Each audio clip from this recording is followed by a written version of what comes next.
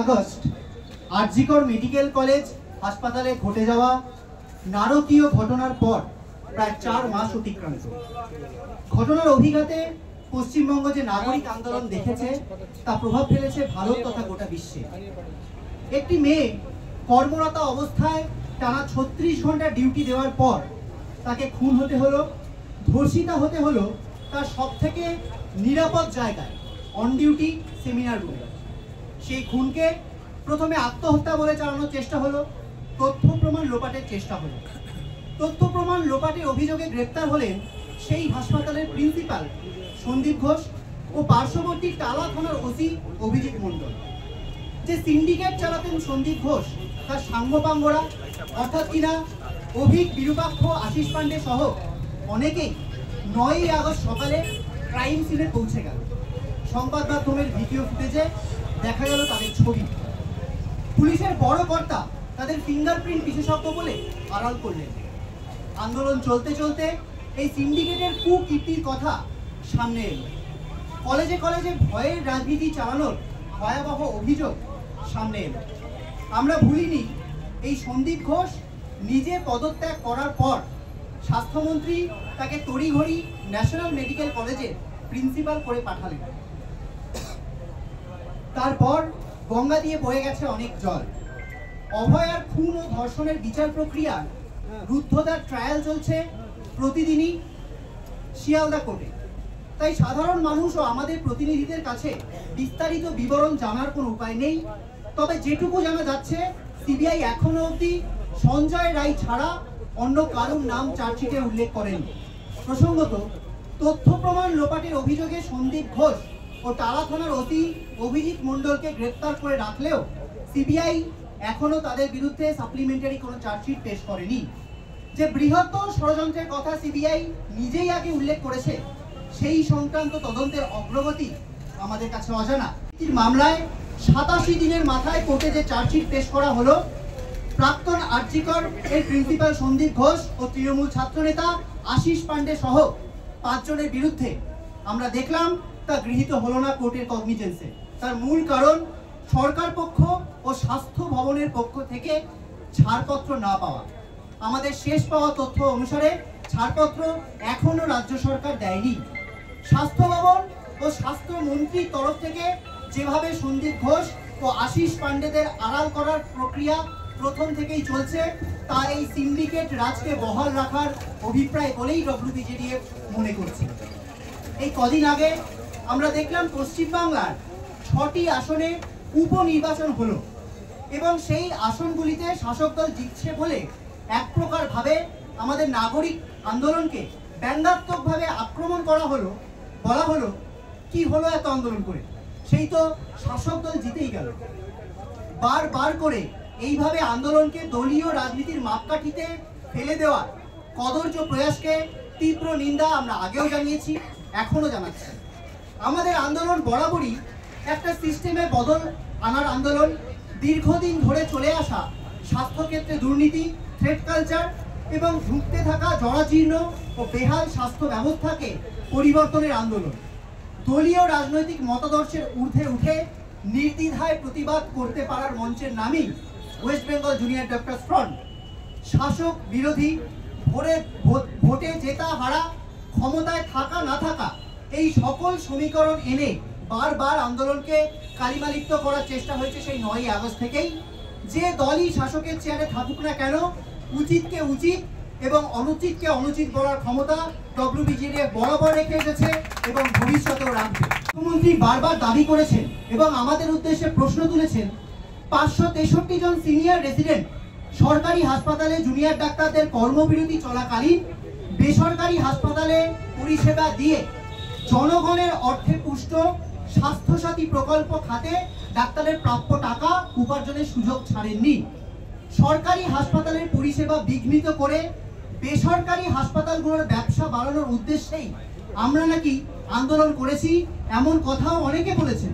এক শ্রেণীর মিডিয়াও এ নিয়ে যে কয়েকজনের তালিকা প্রকাশ করেছেন, সেখানে এমন অনেকের উল্লেখ আছে যারা আদৌ সরকারি স্বাস্থ্য ব্যবস্থার সাথে বর্তমানে যুক্তই নন, একথা তারা নিজেই জানিয়েছেন এবং আইনের দ্বারস্থ হচ্ছেন।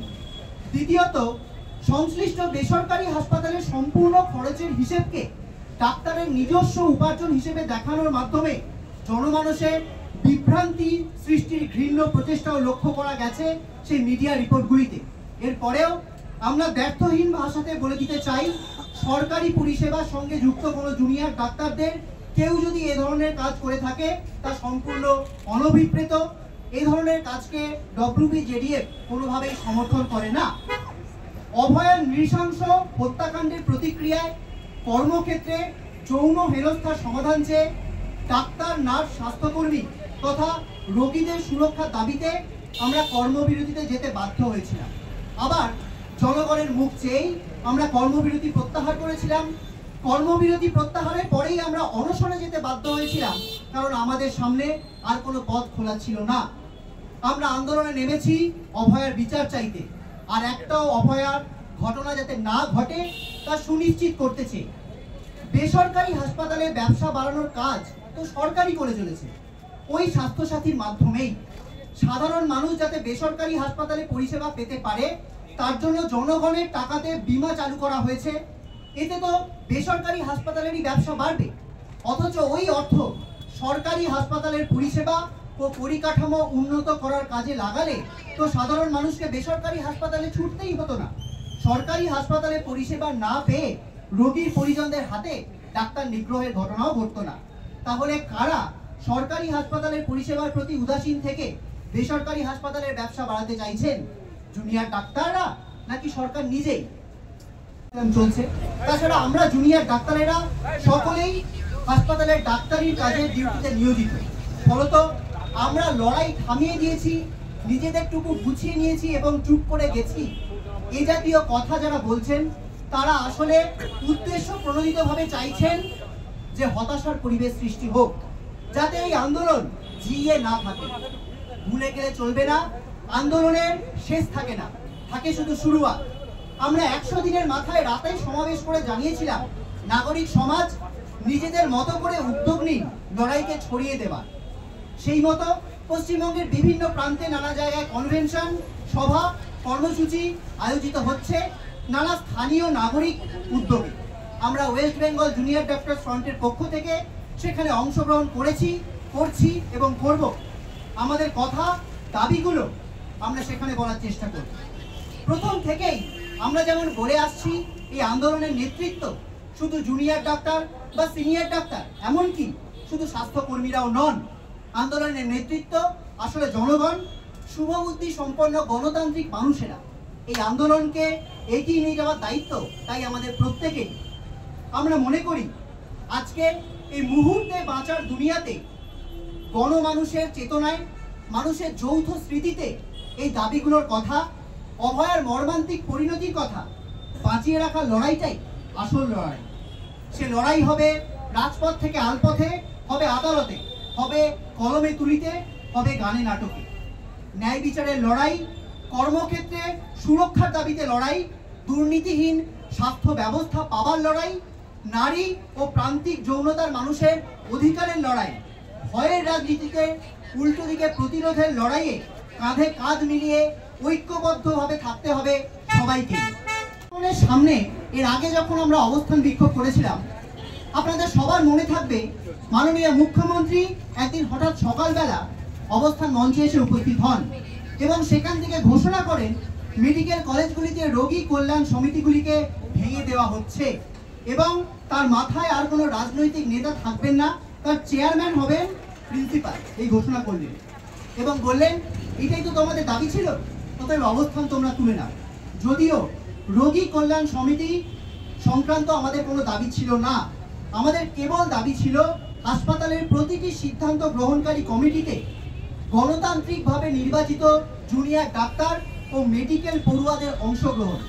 তো সেই রোগী কল্যাণ সমিতিতে কোন জনপ্রতিনিধিরা থাকবেন তার একটি তালিকা গতকাল প্রকাশিত হয়েছে। সেই তালিকা আপনারা সংবাদ মাধ্যমেই পাবেন। সেখানে কিন্তু বিভিন্ন এলাকার এমএলএ এমপিরাই আছেন, আমাদের তাতে আপত্তি নেই।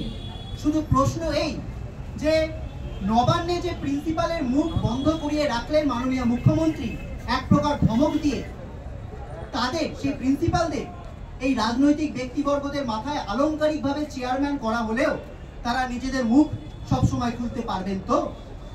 আমরা যখন দাবি করেছিলাম সেন্ট্রাল রেফারেল সিস্টেমে, তখন লাইভ স্ট্রিমিংয়ে সবার সামনে বলা হয়েছিল যে পাইলট প্রজেক্ট চালু হয়ে গিয়েছে, অতি দ্রুত গোটা রাজ্যে তা চালু হবে।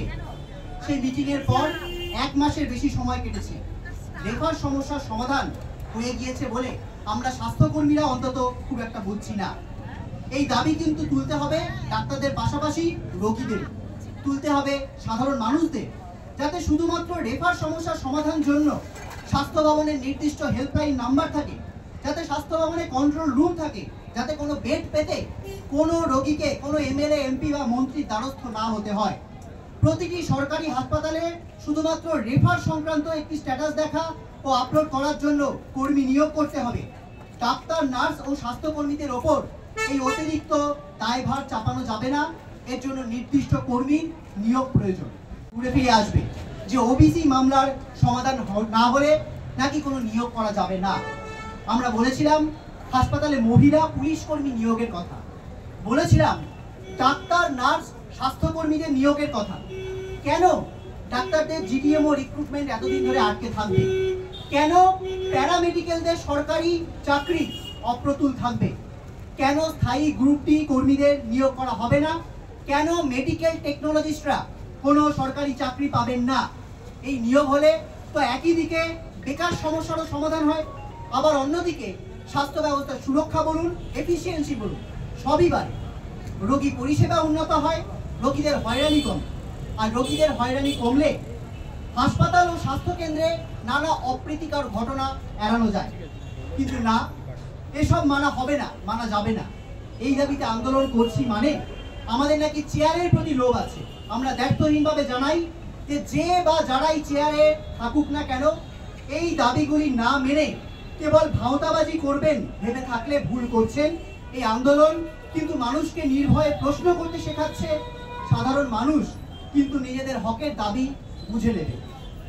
বিগত 2/12/2024-এ মেডিকেল কাউন্সিলের মিটিংয়ে অভিক দে এবং বিরূপাক্ষ বিশ্বাসকে পুনর্বহাল করা হলো। শিহরিত হলেন গোটা রাজ্যবাসীর সাথে আমরাও।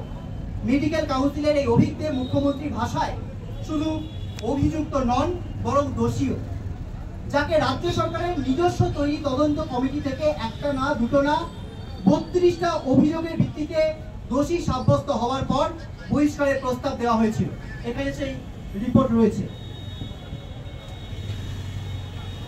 মামলায় সন্দীপ ঘোষের বিরুদ্ধে সিবিআই এর চার্জশিট তৈরিতে কেন ছাড়পত্র দেওয়া হচ্ছে না? এই দুটি প্রশ্নের জবাব চাইতে আমরা আগামী 7 তারিখ দুপুর 3টে ওয়েস্ট বেঙ্গল মেডিকেল কাউন্সিলের সামনে জমায়েত করে সেখান থেকে স্বাস্থ্য ভবনে মিছিলের ডাক দিচ্ছি। এই কর্মসূচিতে সিনিয়র ডাক্তার, নার্স সহ সমস্ত স্বাস্থ্যকর্মীদের সংগঠন, অভয়া মঞ্চ সহ সমস্ত নাগরিক সংগঠন ও স্বাভাবিক শুভবুদ্ধি সম্পন্ন মানুষ যারা শুরু থেকেই আমাদের সাথে লড়াইয়ে সামিল ছিলেন, এবং সর্বোপরি আপামর জনসাধারণকে সামিল হওয়ার আহ্বান জানাচ্ছি। মেডিকেল কাউন্সিল ও মেডিকেল ফার্মেসি কাউন্সিল থেকে কিন্তু কখনোই কার্যকরী হয়নি। সন্দীপ ঘোষ ঘনিষ্ঠ এই অভিজ্ঞে রাজ্যের প্রত্যেকটি মেডিকেল কলেজে তার সাঙ্গপাঙ্গের সাহায্য নিয়ে থ্রেড কালচার চালিয়ে নিয়ে গিয়েছে, যারা আবার দেখা গেছে পিঠ বাঁচানোর জন্য একটি নতুন সংগঠন খুলে ফেলেছে।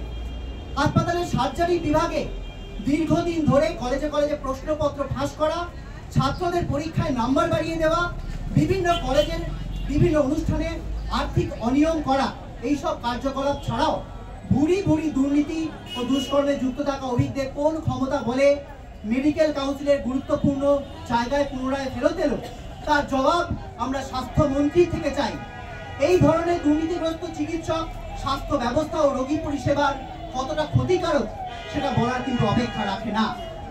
বিশ্বাসের বিরুদ্ধে কমিটি গঠিত না হলেও সমগ্র মেডিকেল কমিউনিটি তথা রাজ্যবাসী তার ভাইরাল হওয়া ফোন কলের একাধিক অডিও ক্লিপ শুনেছে, যেখানে বারংবার বিভিন্ন ডাক্তারি রেজিস্ট্রেশন আটকে দেওয়ার হুমকি দেওয়া হয়েছে।